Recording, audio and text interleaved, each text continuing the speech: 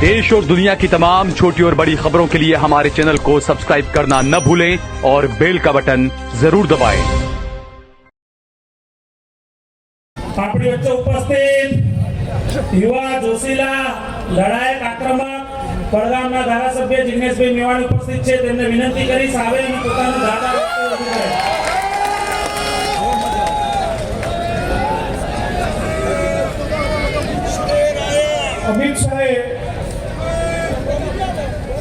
अमित शाह ने सब कांग्रेस पार्टी को चैलेंज दिया कि राहुल जी भाजपा के किसी भी युवा मोर्चे के नेता के साथ डिबेट कर रहे हैं, तो हम लोग भी चैलेंज देते हैं, आओ अमित भाई, गांधीनगर महात्मा मंदिर के कैंपस में आपके और हमारे बीच में डिबेट हो जाए. डिबेट के 3 मुद्दे रहेंगे,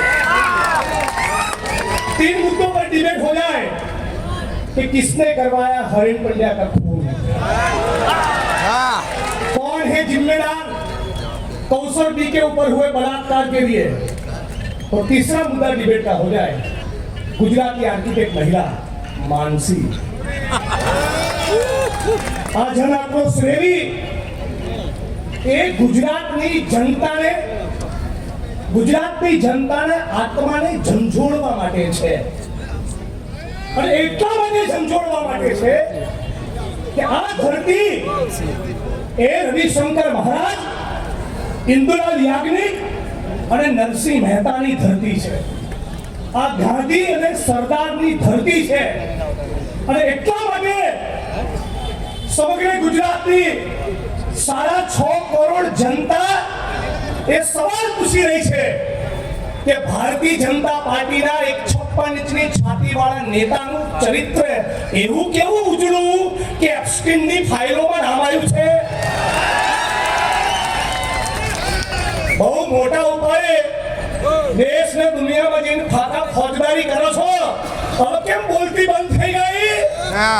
આવો ને જવાબ આપો કે જેફરી એપ્સ્ટીનની જોડે આ વિશ્વગુરુ, તમે શેની સલાહ લેવા જતા હતા? વિશ્વગુરુ 5 વર્ષની, 10 વર્ષની, 12 વર્ષની દીકરીઓ એને એક ટાપુ પર લઈ જઈ આ દેશ અને દુનિયાના પૂંજીપતિઓએ એમની ઉપર બળાત્કાર ગુજાર્યા.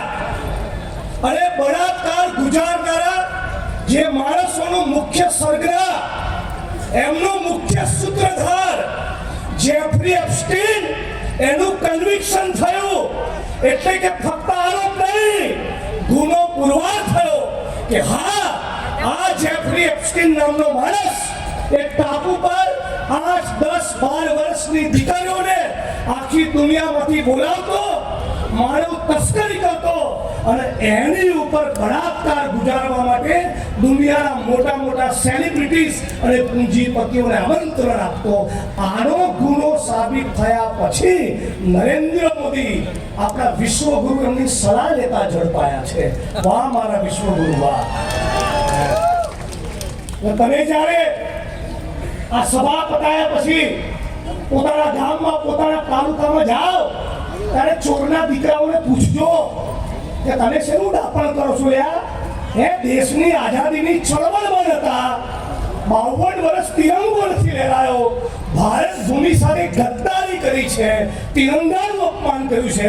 તમે ગાંધીને સરદારની જોડે નતા, તમે ફૂલે આંબેડકરની જોડે નતા, તમે સુભાષચંદ્ર બોઝની જોડે નતા. અને તમારા નેતાઓ આખો દેશ જોવે છે એમ ઊભી સડકો પર એક સ્ત્રીની સાથે નગ્ન થઈને નાચતા જોવા મળ્યા. શેનું દાપણ કરો છો?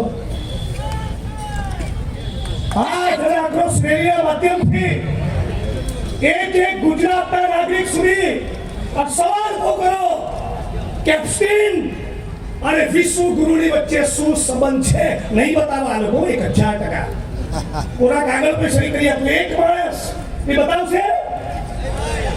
છેલ્લી લાઈનથી જવાબ આપવા લોકો બતાવશે? વિશ્વગુરુ અને એપ્સ્ટીનની વચ્ચે શું સંબંધ છે? એક માણસ નહીં બતાવે. એકાદ કદાચ યુટ્યુબર બતાવી દેશે તો તમારી અને મારી જવાબદારી છે ગાંધી અને સરદારના સાચા અર્થમાં જો આપણે એમની વિચારધારાના વાહક હોઈએ તો આપણી બહેન દીકરીઓ માતાઓને જગાડો. હું તો ભારતીય જનતા પાર્ટીને વોટ આપનારા મતદારોને પણ કહું છું, હજી ભરાયા ના હોય અને ત્યાં જ વોટ આપવો હોય તો લોકશાહી તમારી ચોઈસ, પણ તમારી બહેન દીકરીઓ માતાઓને એટલું કરજો, કમલમના દરવાજે ના મૂકો. આ જનવાતો શ્રેણીના માધ્યમથી એટલું કહેવા માંગુ છું કે 4 લાખ કરોડની આજુબાજુનું બજેટ 2 દિવસમાં ગુજરાતની વિધાનસભાના મંચ ઉપર રજૂ થશે અને આ ઓડિયન્સમાં 49 જેટલી કામદાર રાજ્ય વીમા યોજનાની અમદાવાદની ડિસ્પેન્સરીઝના 500 જેટલા કર્મચારીઓ બેઠા છે. પાણીનો અવકાશ આપણને ખબર પડે, 4 મહિનાથી આ 400 થી વધારે કર્મચારીઓનો પગાર નથી થયો. એટલે આ મંચ એ માંગ લઈને ઊભું છે કે આ તમામ કર્મચારીઓનો તો પગાર થાય, પણ સમગ્ર ગુજરાતમાંથી ફિક્સ પગાર, આઉટસોર્સિંગ અને કોન્ટ્રાક્ટ સિસ્ટમને કાયમ માટે ચોકડી મારવામાં આવે. આ મંચ એ નારો બુલંદ કરવા માટે છે કે ગુજરાતના ખેડૂતોના દેવા માફ કરો અને ડ્રગ્સનો કાળો કારોબાર સાફ કરો. હું ફરી એકવાર ઇન્દ્ર વિજયભાઈની જેમ NSUI માટે ઈચ્છું છું તાળીઓનો અવતાર થઈ જાય. ગુજરાતના 200 કોલેજ કેમ્પસમાં જઈને પ્રતિજ્ઞાઓ લેવડાવી.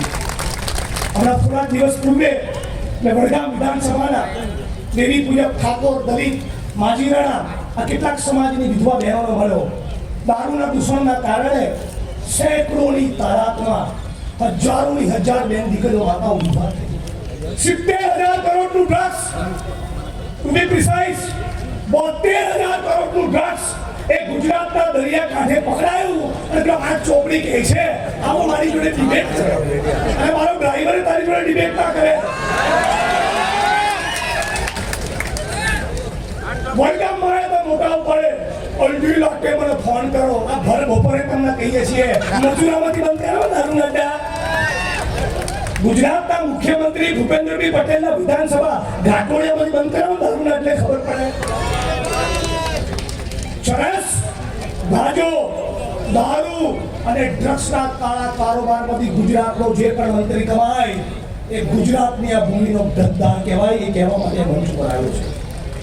આ તમામ લોકોને મારી વાણીને વિરામ આપતા પહેલા એટલું કહીશ કે આ સંઘીઓ છે ને એ ગમે તેનો ફાટવા કરે, ભલે 150 સીટાની 1 નંબરના કાયર છે. બુઝદિલ, આમનો ઇતિહાસ ગદ્દારીનો અને બુઝદિલીનો છે. આ ખોટા કેસ કરવા સિવાય અમને કોઈ ત્રેવડ નથી. આમની સામે તો છાતી ખોલીને લડો, ગુજરાતના ખૂણે ખૂણે લડો અને ગુજરાતની વર્તમાન અને આવનારી પેઢીને થવું જોઈએ કે ચરસ, ગાંજો, દારૂ, ડ્રગ્સના મુદ્દે કોઈએ સાચા અથવા ઇન્કલાબ કર્યો હોય કે ઇન્ડિયન નેશનલ કોંગ્રેસ અને કોંગ્રેસ પાર્ટી કરી બતાવે. આજે છેલ્લી મારી વાત કરીને વાળીને વિરામ આપું છું. તાલુકા જિલ્લા પંચાયતની ચૂંટણીઓ છે. તાલુકા જિલ્લા પંચાયતની ચૂંટણીમાં પૂરી તાકાત, પૂરા ઉત્સાહ અને જોમથી આપણે બધા જો મચી પડીએ અને અદ્ભુત પરિણામ આવે તો મને લાગે છે કે 2027 નો દરવાજો પણ આપણા માટે ખુલશે. આ મંચ ઉપર તુષારભાઈ ચૌધરી અને અમિતભાઈ આપણા પ્રદેશ પ્રમુખ માટે પણ તાવીઓનો અવતાર થાય. 5000 કિલોમીટરની અમે યાત્રા કરી છે. આ તમામ લોકો મોટી સંખ્યામાં ગુજરાતના ખૂણે ખૂણેથી ઉપસ્થિત થયા છે. આ તમામ લોકોનું સેલ્યુટ કરું છું, વંદન કરું છું. મારી સાથે એક નારો લગાવજો, હું કહીશ લડેંગે જિગ્નેશભાઈ જિંદાબાદ. હું બીજો નારો લગાવીશ કે ધરતી अपने आपकी नहीं किसके बाप की. રાહુલજી કીધું છે ને ડરોમાં तो ये धरती अपने आपकी नहीं किसी के बाप की. 4 વાગ્યાની ચા બાકી એવું ના બોલાય. બે હાથ ઊંચા કરી.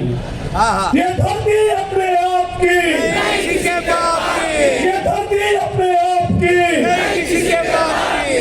लड़ेंगे लड़ेंगे इंकलाब जिंदाबाद. जय भीम, जय भारत, जय संविधान, जय कांग्रेस. लड़ेंगे और भाई जिंदाबाद.